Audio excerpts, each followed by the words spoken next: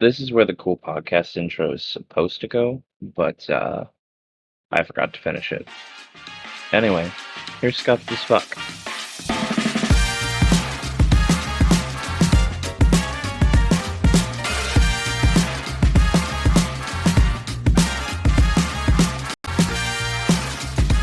Welcome to the Scuffed AF podcast, the only place where everyone's an axe murderer unless you met them in person, and even then, who's to say? I'm your host, an anxiety-riddled convention goer, aka Retro Coda, and with me today is my co-host Cubic, and our special guest, Psycho. Say hello, everybody. How dare you? Hello. So, Psycho, tell us a little bit about yourself. Hi, I'm Psycho. I don't know, I like video games, I like playing video games. I like doing all the things. Hey, that's all that matters. That's what it's all about, yeah. I'm a person who knows one thing about a lot of things. And that thing is Legend of Zelda. No, correction. You said one thing about a lot of things. A lot of things. Yeah. Oh. You know a lot about one specific thing, though, and that Yes. is Legend of Zelda. There you go. So I feel like I should address the elephant in the room real quick. Your little how dare you. So Cubic, I've known Psycho, as I said before we started this, for about 6 to 7-ish years. And one of our first, and I guess only IRL meetups was at a RTX convention down in Austin in 2018 or 2019. 2019. 2019. I was a very anxiety-riddled convention goer who had never been to any place outside of my state before and had never been away from my parents before. So Yeah, this it was was the a lot first to time. make. This is the first time you had even been out of the town, I think. Yes. Wow. Yes. I mean, And he aside from decided to like go going, to Austin, Texas, to probably one of the largest conventions in the area at the time. yes. Coda, do you live where you did you live where you do now? No. Okay. So I was gonna say that's a long way. No, I lived in a tiny little tourist town. I mean, I guess I shouldn't call it tiny. It's a pretty decent sized town, but it's a tourist town in the bottom section of Missouri called Branson. Okay. And I lived there all of my life, all the way up until about a year ago, and moved out here for, things, yada yada yada. But so aside from like going with my family to like Disney World or like going out of town to go see relatives for like Thanksgiving and stuff, we never really traveled like that. So this was my first time being away from anyone family related, and yeah, it did not go over well. But we'll save that for another time to talk about. Okay. It went well for your first time. Let's be real here. It went as expected. But the other part of that, which is everyone's an axe murderer unless you've met them in person, and even then, who knows? Just a little call out to Psycho's family. Love them to death, but everyone is an axe murderer, even the people Everyone is that an have axe met murderer. them. And So- for some Okay. reason, y'all enjoy being called axe murderers. So We really do. you just roll with it. It's like, okay. It's like, oh hey, my axe murderers say hi. It's like, oh, okay. Yeah. Okay. Interesting. Yes, but Legend of Zelda, specifically Twilight Princess, is what our topic is going to be about today. Now, Psycho, when did you first get into the Legend of Zelda series, period? I don't remember. It's kind of been a thing for as long as I can, mentally remember. My older brother had an N64, then we had the GameCube, then we had the Wii. We had a couple of the DS games, we had Game Boy. I do remember the first Zelda game, though, I played was Link to the Past. Let's go. And I played that on the Game Boy Color Advanced, or Game Boy Advanced Color, whatever order those go in. And I still have never actually beaten that game. Mostly due to the console cost. Mm-hmm. It's like Fair all enough. those batteries. Or actually, I can play it now on my Switch, but I've been so bogged down with life. It's kind of hard to play games that I want to play. Mood. Fair enough. Yeah, That is absolutely fair. yeah. So I remember playing that one. We had the collector's edition, so we had Majora, Ocarina 1 and 2 all on the same disc for Ooh, GameCube. And I don't know if y'all remember GameCube discs, but those were teeny, Oh teeny yeah. tiny. teeny tiny. Um, Mhm. and then we also had Ocarina and Majora on the N64 as well. We had Wind Waker on the GameCube, and then 2006 the Wii came out. Mhm. Uh, and my favorite game, Twilight Princess, also came out at the exact same time. But unfortunately, I didn't get to play or finish it by myself until about 2013, I think. Oh wow, so a long time in between. Yeah, so my brother played it, and I was just fascinated. Like, how many games can you turn into a wolf? And it's like a core game mechanic. It's not just like at the time, of course, now it's everywhere, but at the time it was like, whoa! Uh, and we had, and my brother had it on the GameCube. Hmm. And I remember I bought it on the Wii, so the controls were different. Hmm. And so I was like struggling and struggling, trying to figure it out. Finally figured it out. Got into the hang of it. I actually made little challenges for myself because I would replay this game so often. I would see how many items I could keep, like on the item pad. My record is that I didn't have to like flip flop back and forth between. My record is 2. Um, uh, Fair enough. and I mean, at some point you have to put on all 3 because you've just got so many things going on, and you have to combine items and like your bomb Right. arrows and stuff like that. You have to take on and off the iron boots because oh my lord. But it's like it's little things like that, and it's like I'm still finding different ways to enjoy it. And then when was it? It was 2021, I think. Oh, when did that come out? 20, no, not 2024. I don't remember when it came out. It was after I graduated, but before I was like super into college. I think it was 21. But I pre-ordered that so fast. Got the little amiibo, got everything.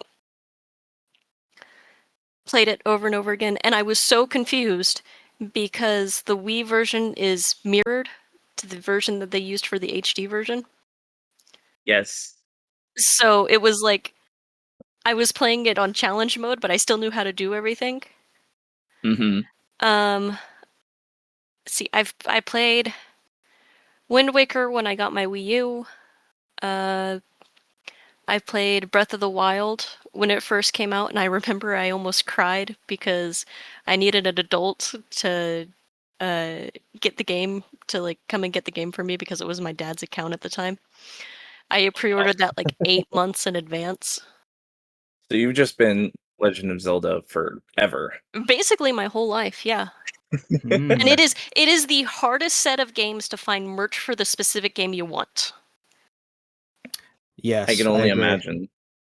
Because everything is geared towards Ocarina, Majora, or Breath of the Wild, Link to the Past, and now Tears of the Kingdom.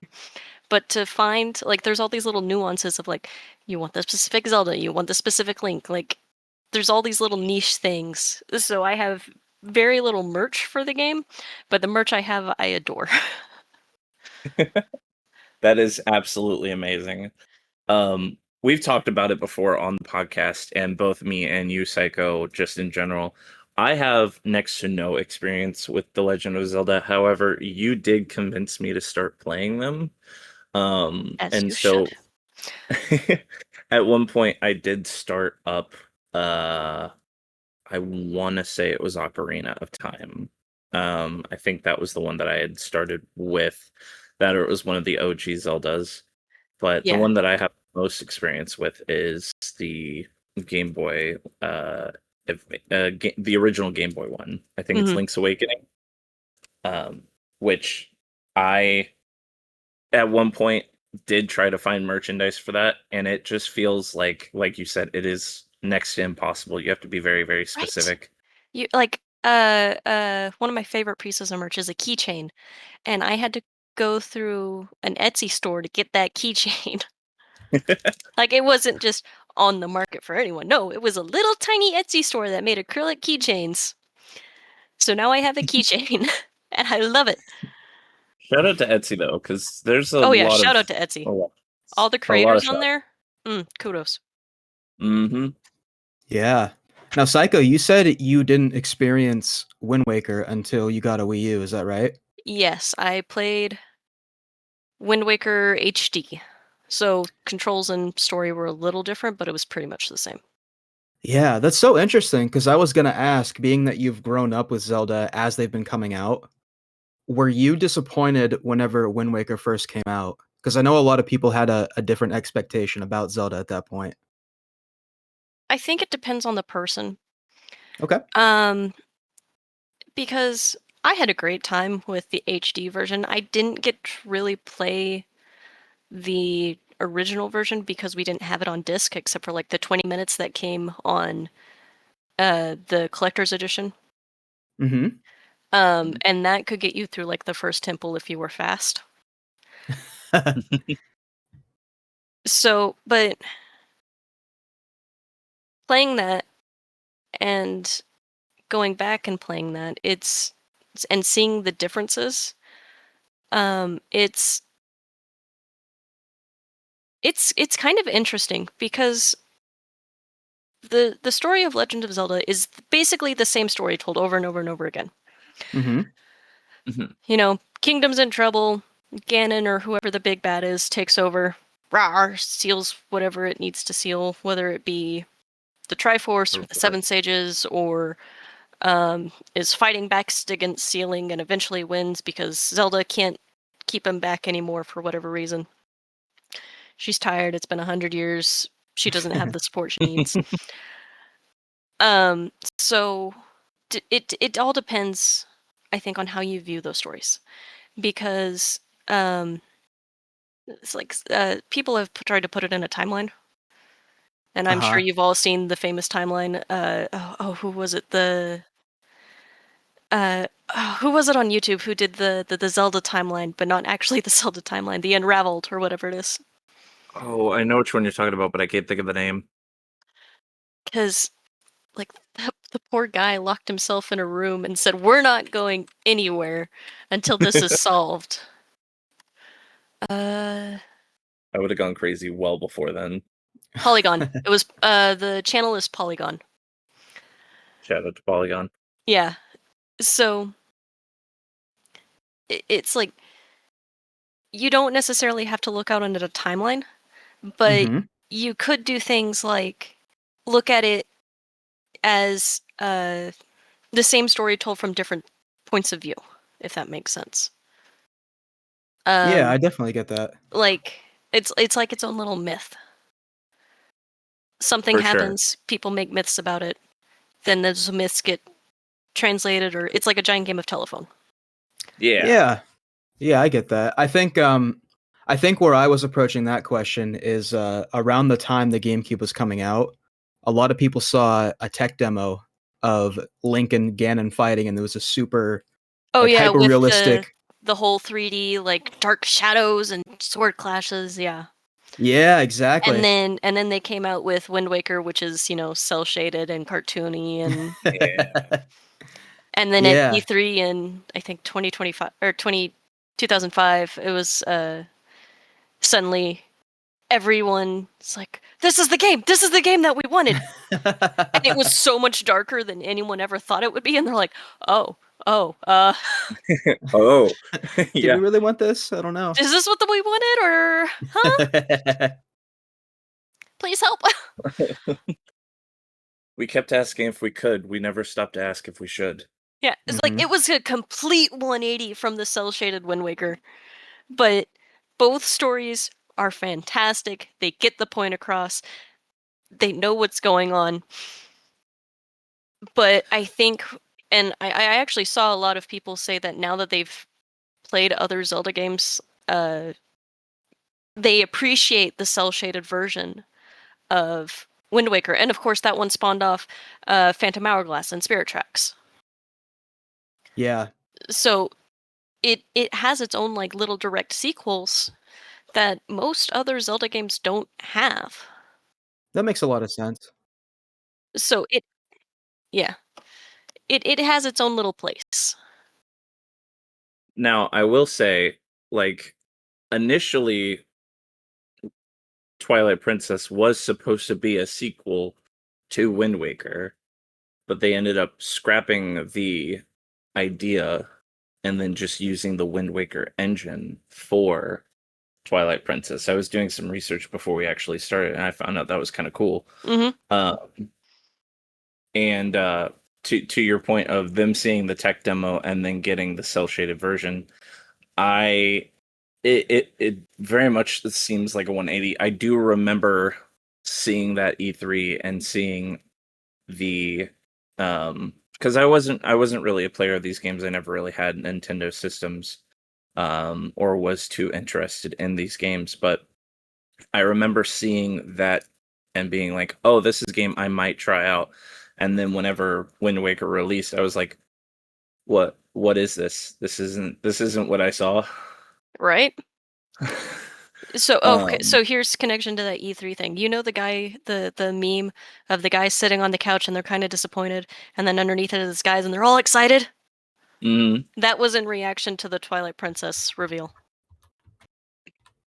That's actually Really? really cool. Yeah, at Yeah, E3. Yeah. yeah. As It's far as like, I'm aware, no yeah, one. I was. Go ahead. No one quote me on my sources, but as far as I'm Well, aware, that's what it was. The so internet is never wrong. I was watching a couple videos, and they actually did bring up that fact of like that meme is from that E3, with actual like sources to it. So you are correct in that. I can't pull them out of my ass right at this moment, but yeah, it really is cool. Um, One thing I did want to bring up, you mentioned the how many games had a wolf in them at the time. Do you know the reason why the wolf was such a big part of that game? I do not. So, in my little research I did before we started this, it's actually all because of one of the producer or directors like dreams he had. So, I'm gonna butcher his name. I think it's Ao Aonuma. Aonuma. Yes. Thank you.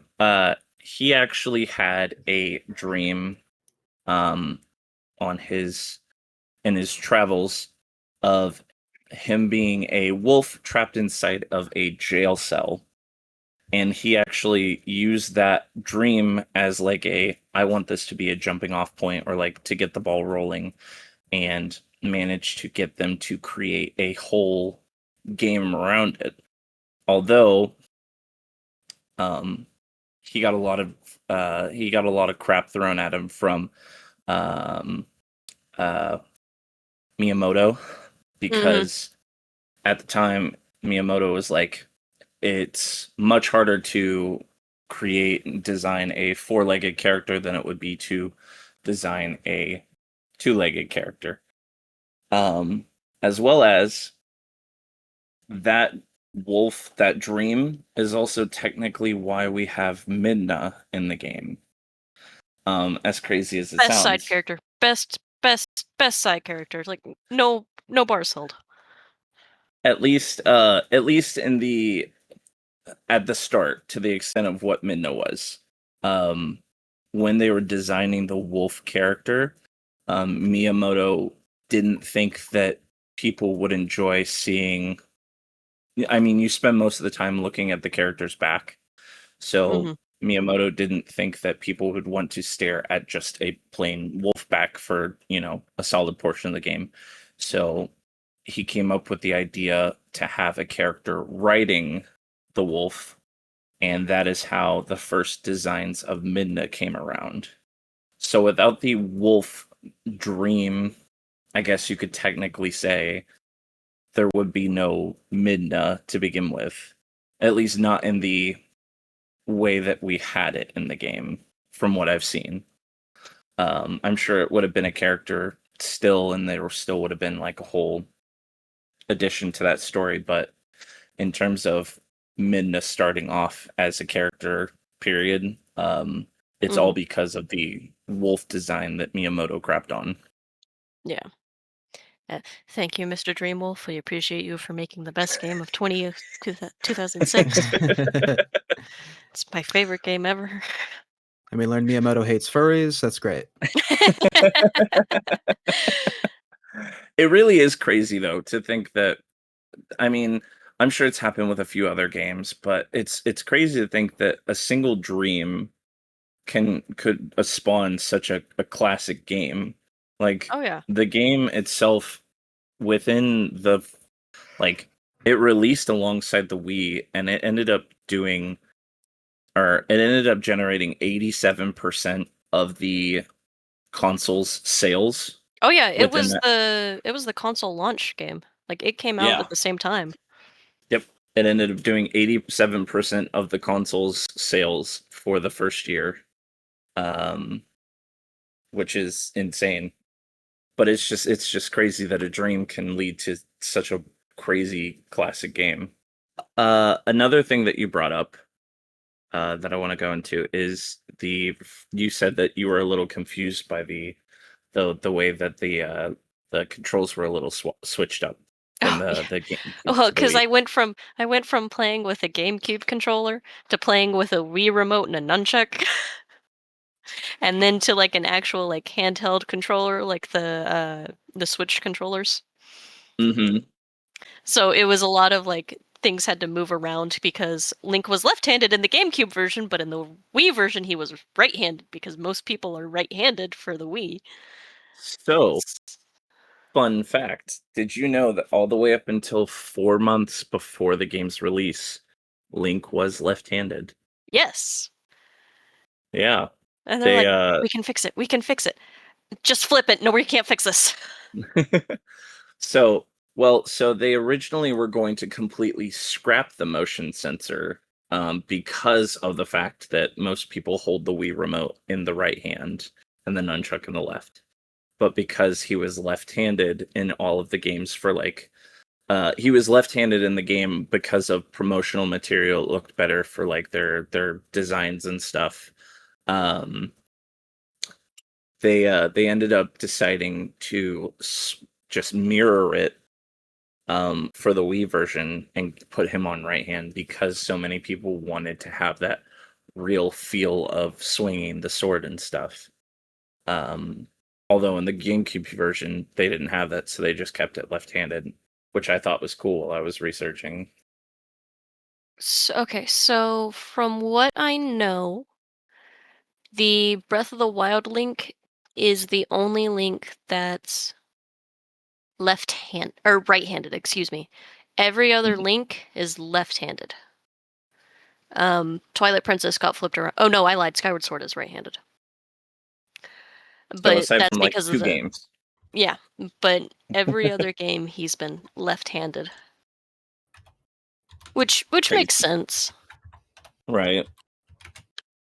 It's you got to mold with your audience. You can't just come out and be like, "Hey, you're going to have to learn how to use your left hand suddenly." All the left-handed players will go, "Yeah," but then all the right-handed players will go, "But why?" Exactly. As someone who's left-handed, I would have been like, "Yes, absolutely. Yay."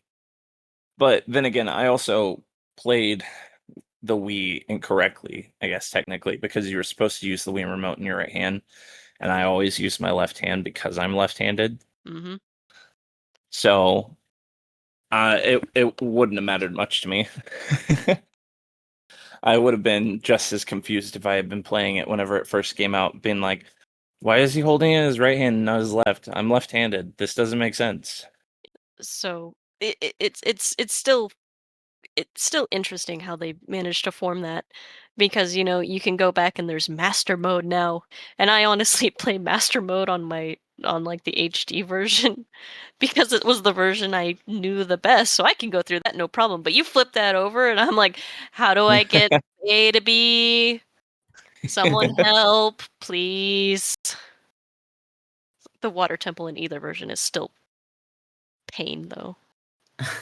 Water temples seem to be just a pain in all of the games, Water from temples my and understanding. Yeah, water temples in Zelda are notorious for being the most confusing temples ever.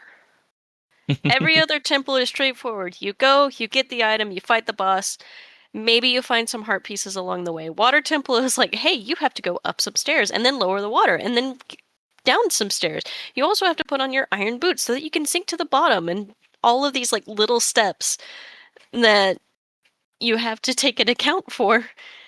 And then you're also very prone to getting lost. I'm Because sure it's not like that the one in bad. Twilight Princess is a giant circle, and there's like 3 levels, and all 3 levels look almost the exact same except for one gate that's missing. And you have to raise the water level so that you can get to the boss room. But did you get the boss key? Oh no, you have to go find the boss key. And it's like, just give me, let me fight the boss, please. It sounds like you have a lot of trauma from that one specifically. The water temple is some trauma, but it's still Twilight Princess manages to hold on to probably some of the best things I think that you could get from a Zelda game while transitioning into a new form of a new generation of consoles with like motion sensors and things. Because it kept the puzzle, but it also kept the magic and the storytelling. Um, and there are some things that are used from that format that got carried over into later games that came out on consoles, like Skyward Sword or even Breath of the Wild and Tears of the Kingdom. The Fair game enough. itself, I think, is a turning point for 3D Zeldas. Wind Waker is on the same engine, it does most of the same things, but I think because it could have been its own little turning point.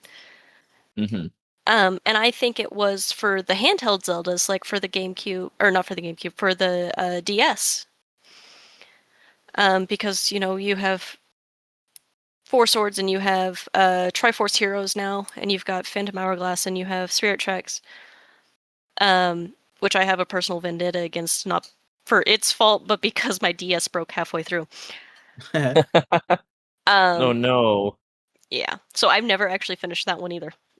But because Wind Waker didn't get the engagement that I think Nintendo was hoping for, Twilight Princess became that turning point from the older generation of consoles to the newer generation where they were able to try out things, and it's massive. Like, have you seen the map for Twilight Princess? It is huge. I have not. It is big. It's It was the it's biggest one big. until Breath of the Wild came out. Mm-hmm. Yeah. Holy And cow. yeah, it's massive. There's 5 or 6 areas, and then you go into the Twilight World, and that's its own area. And you go up into the sky, and that's its own area. And granted, those two are dungeons, but it was a lot of power to put on either the GameCube or the Wii at the time. But they took that and they went, "Hey, what if you could go everywhere? What if you could like learn other things? Like, That's actually really do you want cool. to go over to that cliff? Okay, go over to that cliff." And now we have Breath of the Wild, which was in progress. It was in production for like 6 or 7 years Hmm. because while they were making the game, they had to realize that they had to up the power that their machines could handle, which is why you have the Switch now. And the Wii U was basically what the Switch was supposed to be, but like a first shot at it. So it's It's really cool to see that. yeah, And it's like some people dunk on the Wii U, and I'm like, I liked it. I'm actually really sad that mine died. But you take it as like, this is what we want. And sure, sales were bad, but they took that and they're like, hey, what if we did this instead? Now you have the Switch, and now you have the Switch 2, and you have the Switch OLED. So, like, you have. Nintendo is not one for being stagnant. Every generation they've had of their consoles, something has changed, something has improved. And I think you can see this best by their controllers, because they go from the NES to the SNES to the N64 to the GameCube controller to the Wii controller to the Wii U to the Switch. It's like Nintendo is not one for remaining stagnant for things that they care about. And I think Zelda is definitely one of those things. Even if sometimes, Mario and Pokemon get more of the attention. Oh, 100%. I feel like with every turning point that Nintendo has had in terms of their controllers and their systems, The Legend of Zelda has always taken advantage of that. Oh, yeah. Whereas Mario and Pokemon tend to stick to the same, almost the same formula. I mean, there were some changes depending on consoles that they ended up using the.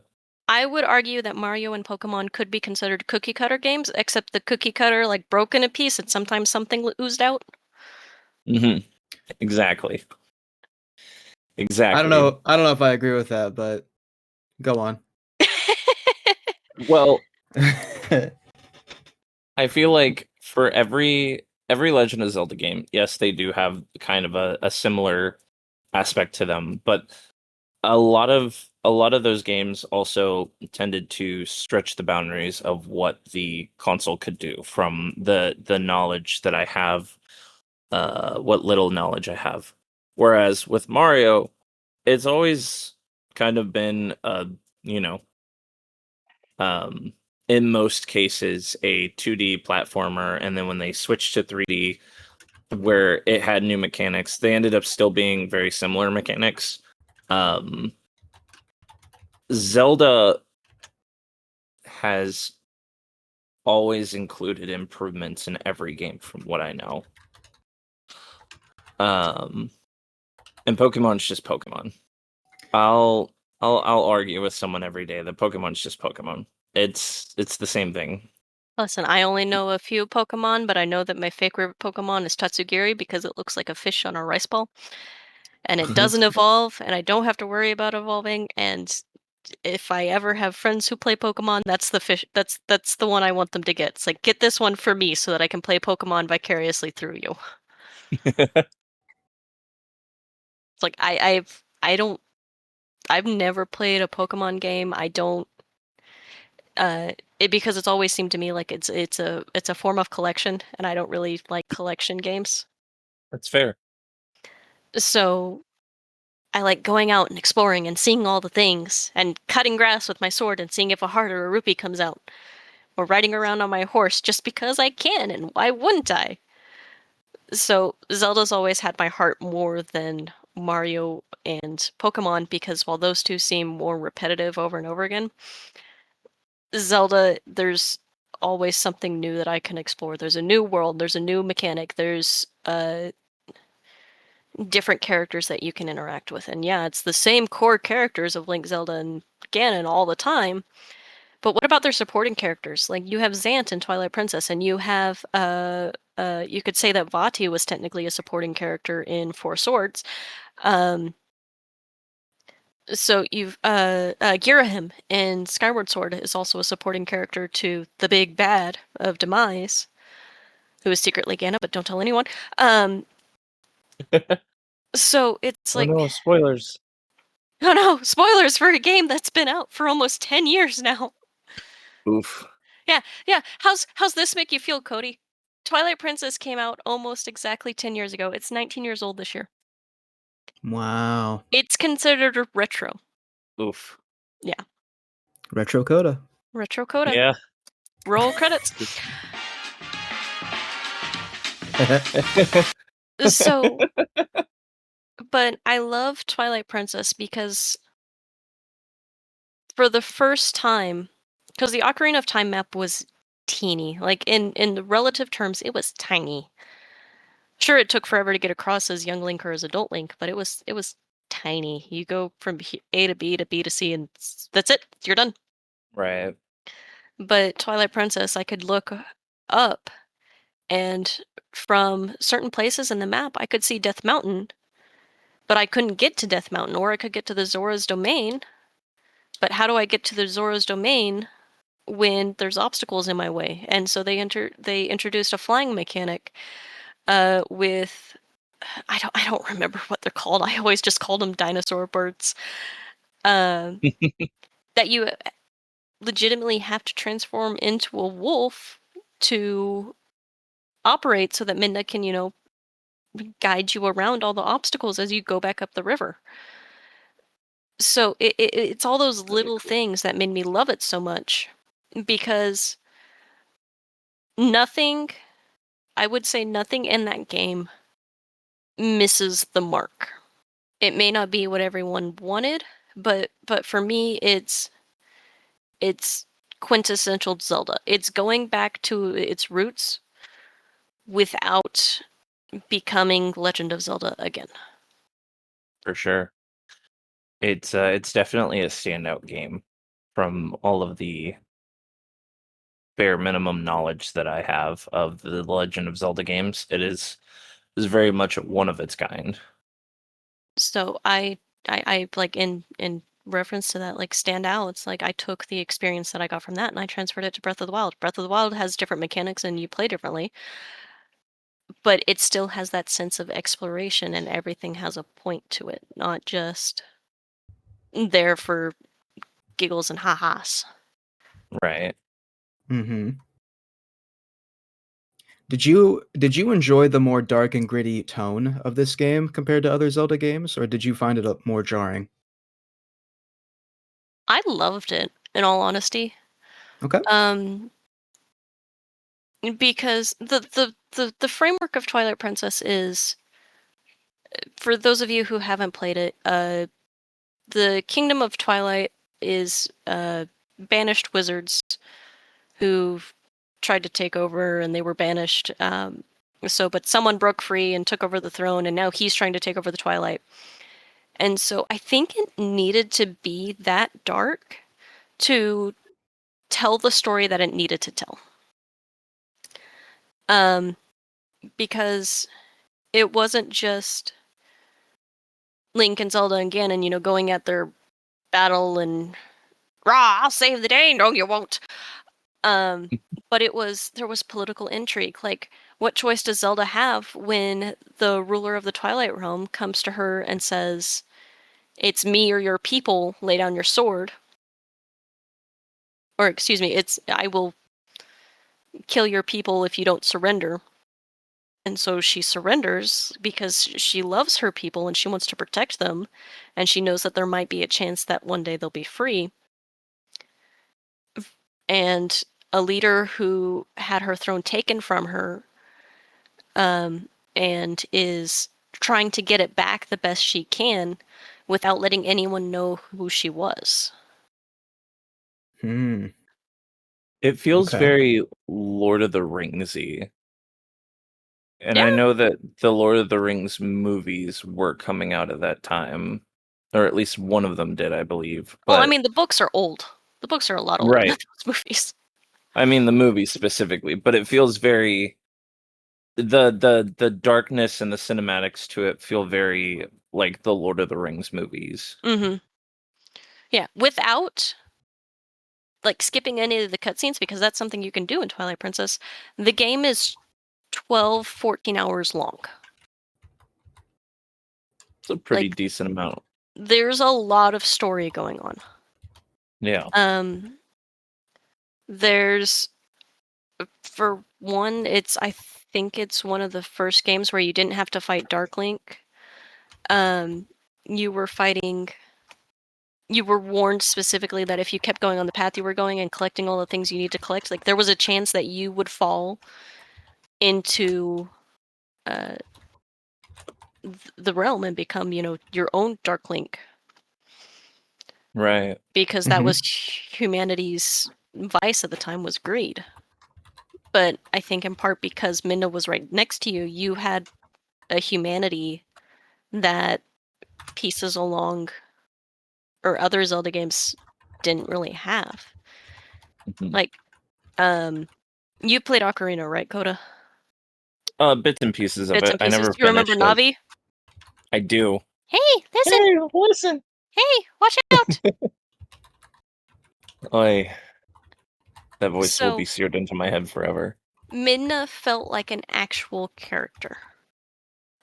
She Right. was with you the whole game. You know what she wanted, and it got to the point. A song title called Minna's Lament.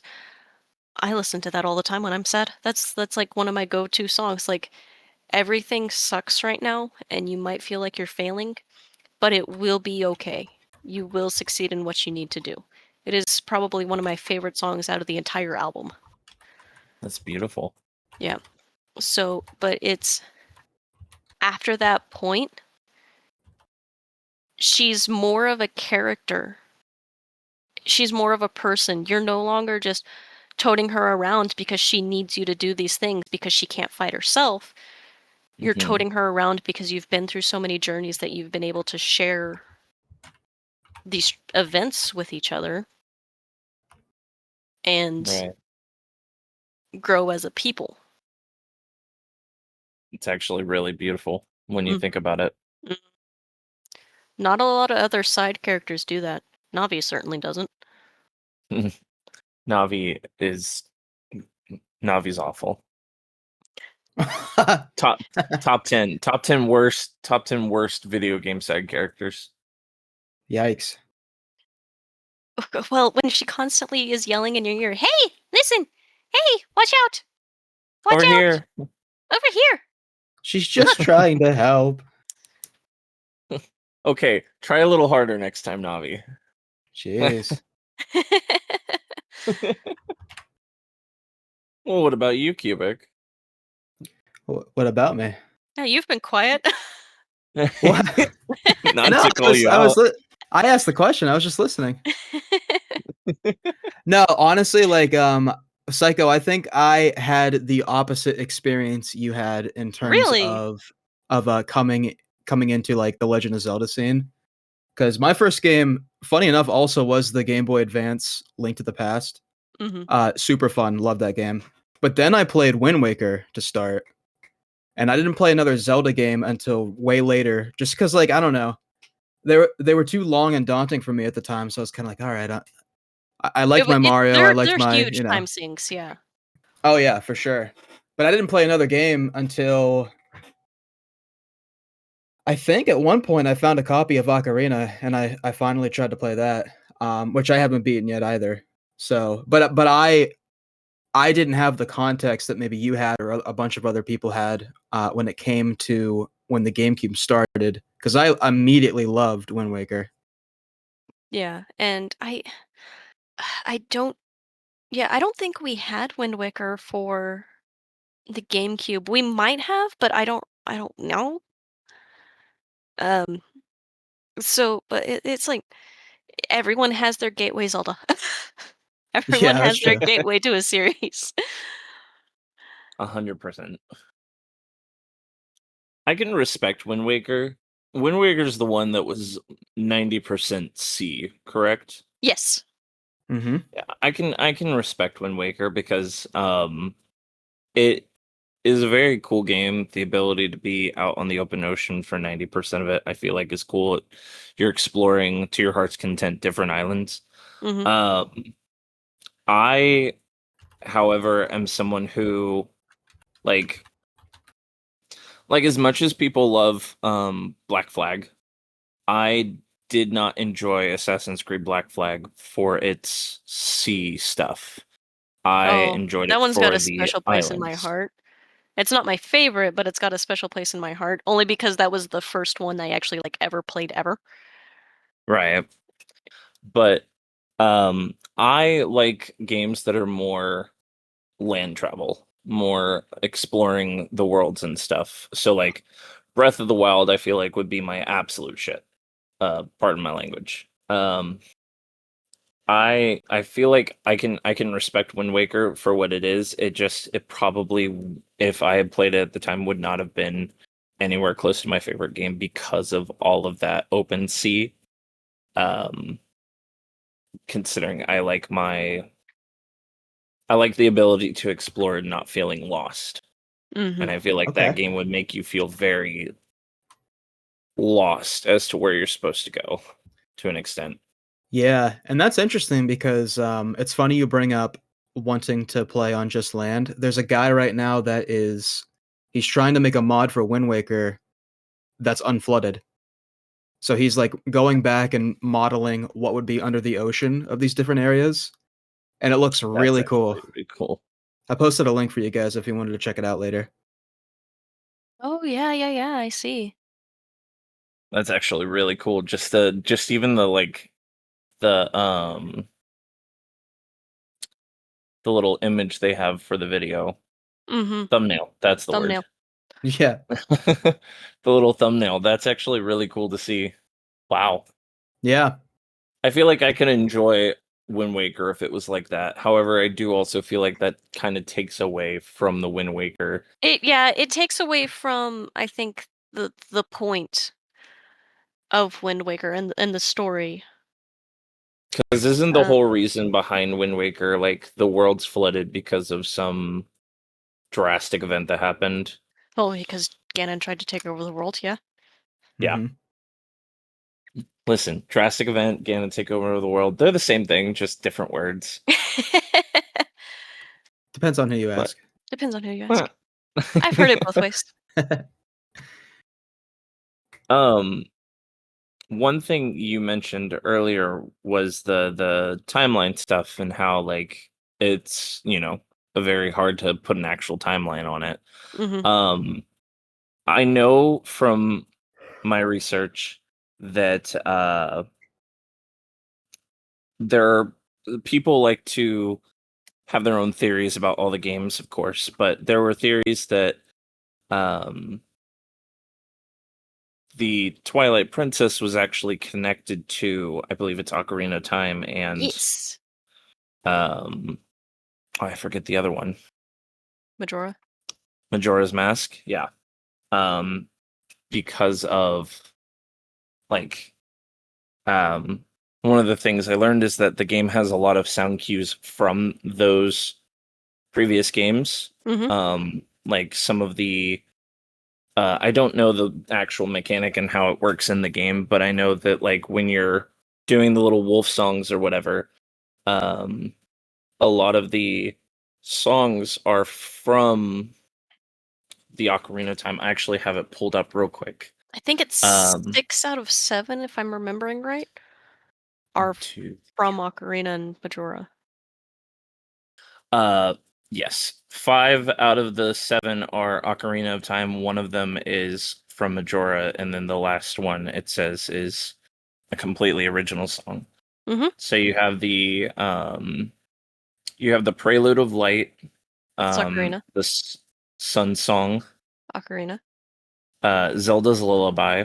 It could be considered Ocarina, but it's forever old, so I was gonna yeah. say this one specifically says Ocarina. Yeah. You have you have Epona's song from That's Ocarina, Ocarina, yep. Goron's Lullaby from Ocarina. Ocarina, and then the No, that Ballad of one's from Majora. Gales. Oh, Goron's Lullaby is Bam. from Majora. Bam. oh, and then you have the Ballad of Gales, which it says is from Majora's, and then there's the Ballad of Twilight, which is the original song. Mm-hmm. But it is kind of cool to see a game like that where the timeline is kind of funky actually kind of have references to a previous game and making them feel like they're connected. Yeah. I know another one that I had seen online. Yeah, so I believe the official timeline has Ocarina as like a splitting point, so it splits into like 3 uh zones. There's the child timeline where Link goes back to the past and does Majora. There's the adult timeline where Link keeps on living at the end of Ocarina of Time and just lives in the same timeline. And then there's the timeline where Link dies and no one is saved. And that one, I believe, goes into Link to the Past. I believe. Don't quote me on that. I haven't looked at the timeline yet. I have the physical Hyrule Historia right here. I can take a look. I do too, but mine is upstairs. I got you. Cubic busts that out. So I'm okay. falling to pieces over there. Play that one about falling down the stairs again. Don't you quote Asdif at me? It's a classic. That episode itself is like 14 years old. Don't make me feel old. How dare you? You started it. The fact that Twilight Princess is almost 20 years old Makes you feel a special kind of way.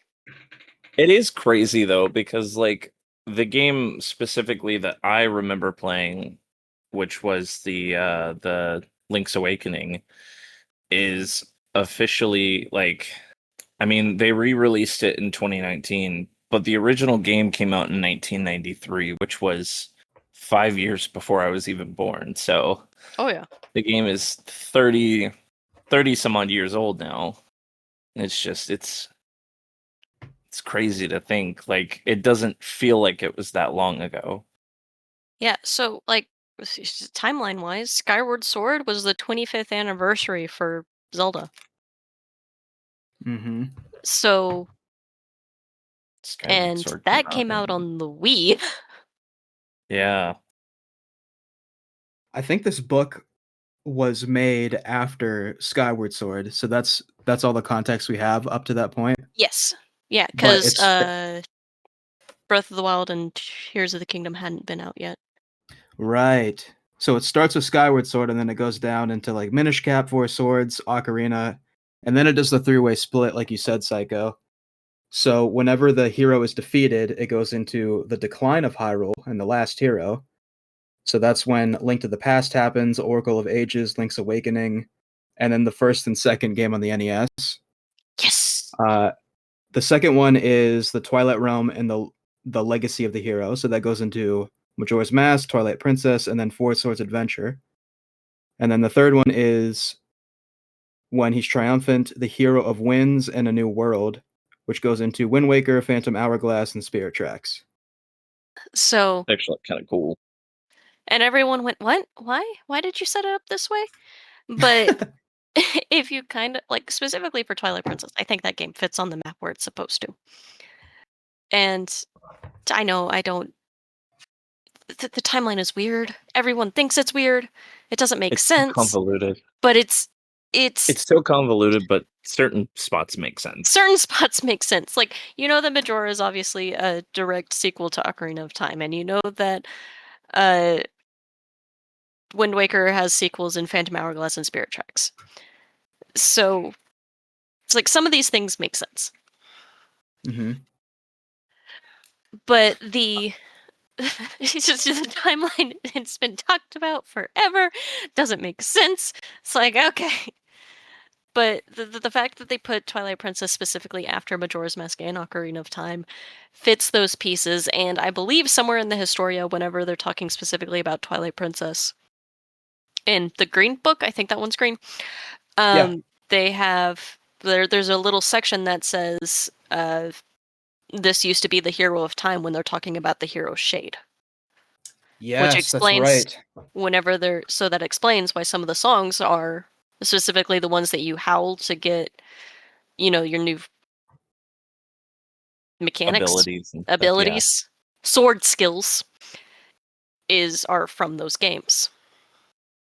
Yeah. And Really I think cool. and I think it's kind of poetic that the last song you sing in the Hidden Village when saving Impaz, the Impa of Twilight Princess, is its own original thing, because at that point your Link has grown past the Ocarina and the Majora's Links.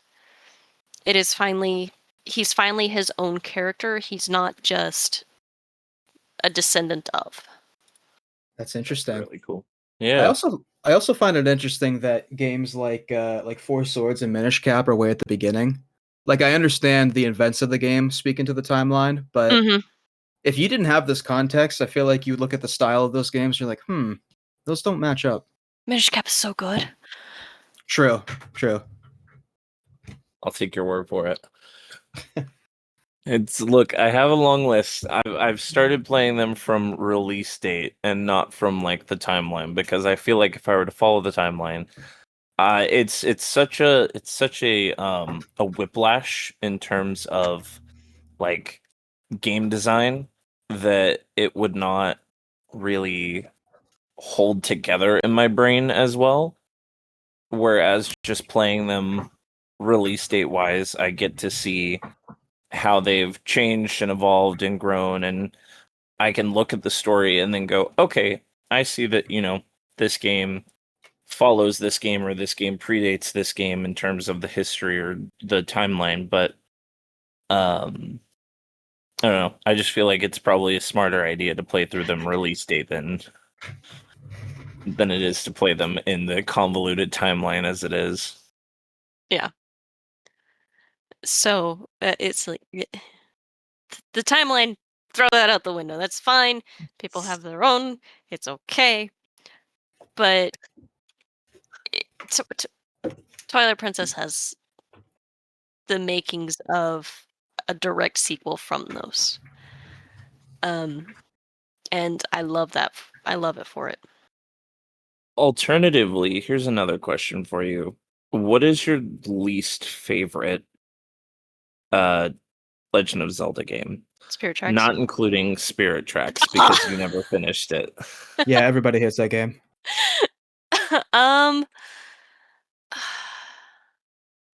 Least favorite. Coda, Spirit Tracks is the nuts and bolts of the Zelda franchise. Oh, fantastic. I'll love it. It has a stupid mechanic where you have to blow into the mic of your DS and you have to play your little panpipes, and it's just... Okay. Changing the mechanics of the core gameplay. That sounds familiar, Coda. What? And you're stuck on a train and you can't actually explore the whole world. Least favorite. Deja vu. What? Hey, you can explore different worlds and nuts and bolts. Don't call me out like this. If you're in a car. I'm gonna say Four Swords and Four Swords Adventures. Wow. Why is that? Because I can't actually physically play them. I've seen that's valid. Yeah, I've seen videos of people playing them, but I can never get the equipment or the people to actually play them like I want to. And falling underneath that same umbrella is Triforce Heroes, because that one is also a multiplayer Zelda. That's so interesting. I feel like I agree with you only because I was able to play it because I got really lucky. Yeah. They during the 25th anniversary, if you had a DSi, Nintendo released it for free. So if you and your friends were like, "Hey, there's this free Zelda game we can all play together," you could do it with Wi-Fi connectivity instead of the stupid link cable, and it was awesome. Wow. But if you didn't know that, or you didn't play it back in the day, like it's just like, okay, there's this game that I don't know about. Like, the story is great. The story for both of them is great, and it's a different take, on the whole, the kingdom is in trouble, you must save my princess. Yeah. But it has such a high cost to enter. I totally understand that. I respect that. I was kind of expecting you to say I don't remember it off the top of my head. I think it's Link's Adventure, which is the one that's the one that was... Oh, Zelda 2? Yeah. The Adventure of Link. That one's really fun, Adventure though. of Link. That one's fun once you learn everything, it's pretty fun. It takes a minute to get used to, but it's fun. That's true. That's the one that has the terrifying drawn characters, isn't it? That's the one that's more like a Final Fantasy game than it is like a that's Zelda the one I was game. thinking of. Yeah. Coda, are you talking about the CDI games?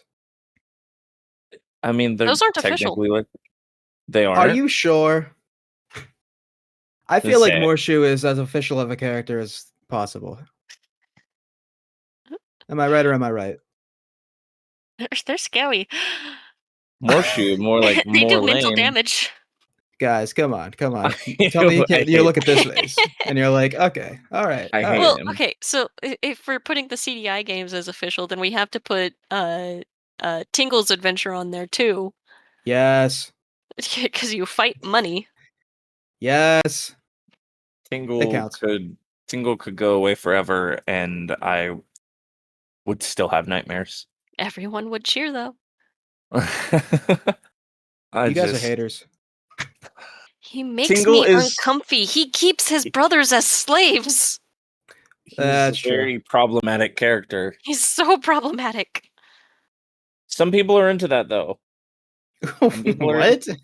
some people I are can into fix him. problematic characters. Yeah, I can fix them. That's a different conversation for another day, but Tingle is a problem character, and we do not like Tingle in this house. Hmm. Okay, Cubic likes Tingle in this house. He was all right in Wind Waker. Because you had to talk to him to get him to uncover your map so that you could find the Triforce pieces. Yeah, but you saved him in jail. Why was he in jail? Oh, that's a good point. I think he's the only character you've had to like break out of a prison cell because he actually did something bad. Yeah, but like you get thrown in jail in Wind Waker, and you didn't do anything wrong. You just get caught. We're the bad ones. So if we're the bad guy, then it's okay that we freed another bad guy. Ugh, Uh huh. bad guy paradox. We're going down a rabbit hole. Oh, It's okay. It's okay. It'll all fix itself in the timeline. Everything comes back yes. together in Breath of the Wild. In the most convoluted timeline ever. I feel like when it comes to timelines, it's like that neurological thing people do where they see faces in random things. They find timelines in the most random of series and they just kind of put them together. And if it doesn't make sense, they're like, well, this is just a branching timeline. It's like, yes, this will become part of my timeline. It's like, wait, no, come back. That's wrong. Please. Like, wait, no, that's not supposed to happen. It's just a branching timeline. No, that doesn't answer the question. Why is it happening in the most random of place? Has nothing to do with the rest of it's a branching timeline. Mm-hmm, Why is it happening now? What does this mean? Or those people that'll put games that take place like 500 years apart at the same time on a timeline. Right? It's like, what? Huh? Explain? Well, because this is all just a flashback. No, that doesn't answer. What do you mean it's a flashback? This was like 500 years beforehand. Stop! Get some help. It's because there's a cutscene at the end, and we find out the guy wakes up, and it's like, no, it takes place. 99% of it takes place in this part of the game. It's not in the right timeline. It's like Marvel after credits. Like just because it shows up at the end doesn't mean it takes place at the same time. Wild. It's so wild. So what is the I know you briefly went into it earlier. What is the whole story? I guess if you could condense it, but expand on it a little bit more. That's a hard way of putting it. The story for Twilight Princess. Okay, there's multiple tropes in Twilight Princess, but I would like to boil it down to trying to refuse the call. Okay. So, have you seen the hero's journey circle? Mm-hmm. Yes. So, the refusal of the call is after getting contacted by whatever being, you go, nah, no thanks. And you just you try and go back to what you're supposed to do. Right. You start out the game as a ranch hand. You are literally a farmer, and you try over and over again not to do the thing, but because some kids, like, you just want to be a ranch hand. Like, and it goes into this more in the manga for Twilight Princess. But it's like, Manga for it? there's a manga for it. There's a manga for almost all the Zeldas, or at least all the older ones. There's 11 volumes. Oh wow.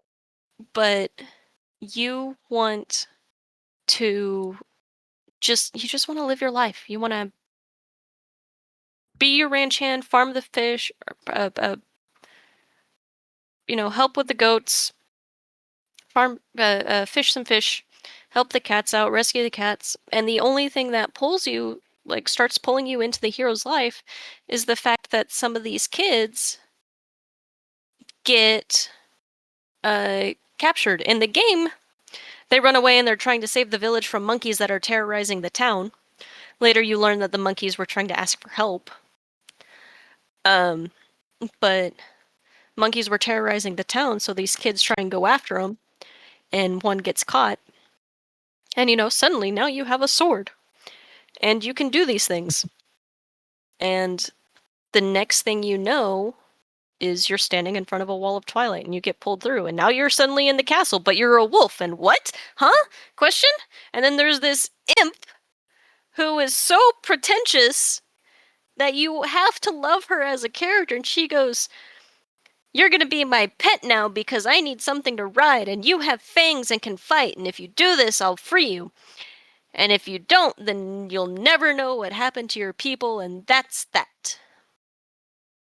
And so you're like, fine, and you go on your little adventure, and you go through the dungeons, and then your little imp friend, who is now could be considered more than a friend, is suddenly dying on your back, and you go back, and Zelda basically sacrifices herself to keep Midna alive, and Midna now feels indebted, so now she has to find a way back into the Twilight Realm. So you go to a prison, which is the best dungeon in the game. I love it. It's so creepy. It's called the Arbiter's Grounds for anyone who wants to look it up. It's amazing. Ooh. And then you find out that, Midna actually came from the Twilight Realm, and she was the ruler of the Twilight Realm, and the only reason she's in imp form and hiding is because her throne was taken over because Zant, the big bad who almost killed her earlier, is supported by Ganon's Shade, and broke the mirror to get into the Twilight Realm. So now we have to go find all the mirror pieces and save the people from those. And you save a Yeti couple, and you go up to the Sky Temple, and that's a whole thing. And then you go into there's the Temple of Time, and you go back into the past, and you suddenly learn that, oh hey, the side character that's supposed to teleport you in and out of dungeons suddenly has a whole bunch of them, and they're their own little society up in the sky. And it's like, what? Excuse me? Hello? Where did you come from? I thought you were a one-off, like, funny character. No, they have its own little culture. Like, there's so much going on. You get all the pieces, you take them back, you go into the Twilight Realm, you imbue the Master Sword with the power of light, or with the power of Twilight, so that it can actually do things, and be a force to stop Ganon. And then you go back to the castle, and you break down the prison that's surrounding the castle, and Midna turns into a giant octopus monster. And you go in, and you go through the dungeon, and you do the escalation up to Ganon, and you fight Ganon, except Ganon is actually Zelda. Took over Zelda's body, now you have to fight Ganon. But when you defeat Ganon Zelda, you have to fight Ganon Pig. So then you fight Ganon Pig, and you have to be a wolf, and you work with Midna. And then you defeat him, and Ganon goes back to his normal form, and is like this giant shade cloud, and basically suicide bombs you. Oh. Midna sacrifices herself and teleports you and Zelda away, and sacrifices herself and fights the Ganon Shade. And the next thing you know, which I think is one of the most powerful moments in the game, is Ganon is sitting on a horse in human form. Mm-hmm. And he's holding up the mask that Minna was wearing the entire game and crushes it in his hand Oh. while looking at you. And, you know, this is a character who you've grown to love. You almost watched her die. You had to carry her to get help. Like, it's a haunting moment. Like, I still think about it. So, and Link is being charged and he's stunned, and Zelda's like, hey, trust me. So they ask the spirits for help, and the spirits bless Zelda with light arrows, and you have to fight Ganon on horseback. And then, of course, you have to fight Ganon one-on-one, because what Zelda game would have you fight Ganon not one-on-one? Hello? And then, you know, in basic Zelda terms, you win. But that's not the end. The end of Twilight Princess is you go back to Arbiter's Grounds with Zelda. In a cutscene, so you're back in Arbiter's Grounds with Zelda and Midna. And Midna thanks you and says, see you later. And shatters the mirror that lets you go into the Twilight Realm. It's not just broken into 4 pieces, it's in millions of pieces all over Hyrule. And you know that you will never see her again. And so the very last scene is Link returning the Master Sword and riding away on Epona through the forest, and we don't know where. At Wow. that point, we don't know what happened to him. Huh. I see why it's a 10 out of 10 game for you. Yeah. That's wow. And of course, that was the basic dirty version of it. There's a whole lot more goes Right. into that. But it's a story that sticks with you. It's For sure. and it's like there's a moment when you find the kids who got trapped, and you're about to go into the second dungeon, and one of the kids says, I want to be just like you, Link, and remembers that from way back when y'all were still in the original village, and runs and saves another girl by pushing her out of the way of something that's about to attack. It's like, this Link has an impact on the world. Not just being the hero, but by being a role model as well. Wow. Yeah, that's powerful. Yeah. That is really powerful. One last thing before we wrap it all up. I feel like it would be a good way to wrap up the episode with that whole thing. But where can people find you, Psycho? I know you stream occasionally. I do stream occasionally. You can find me on Twitch at Psychopath Common Room. That's PSYCHOCOMROOM. Nope, I spelled my name wrong. Hi guys, I'm good at this. Psychopath Common Room. Find me there. And shameless plug, but I'll be streaming September 21st. No, not September 21st. September 22nd. For that week, Monday through Friday. And then a group is going to get together on November 1st and 2nd for a huge extra live stream. And everything that we raise there goes straight to Extra Life, which is a great charity system and donates monies to children's hospitals, and especially to like the parents who need to stay with their kid or have to quit their job and stay with their kid. So that's what that's all about. But that's where you can find me. Fantastic. I love it.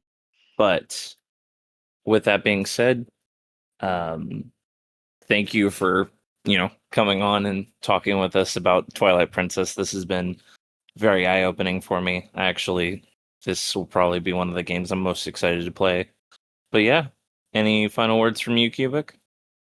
No, it was just great to have you, Psycho. Thank you so much. You're welcome. You're welcome. We'll Thank have you to have for you on having for me. another episode. Yeah, like I'll talk about anything. It's like I know enough Fantastic. about enough things to get myself into trouble, and that's what matters here. That's all that Yes. matters here. That is the perfect vibe for this podcast.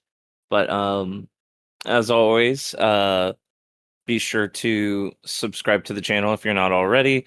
You can post any questions or comments in the comments section, or you can send them to the email that we have, which is scuffedafpod@gmail.com. That's SCUFFEDAFPOD@gmail.com. I didn't fuck that one up, Psycho. See? It's not that hard. I was about to Um, compliment you, and now I'm just gonna bury you. but we'll see you again for the next one. Thank you guys for listening, and bye-bye. Goodbye. Bye.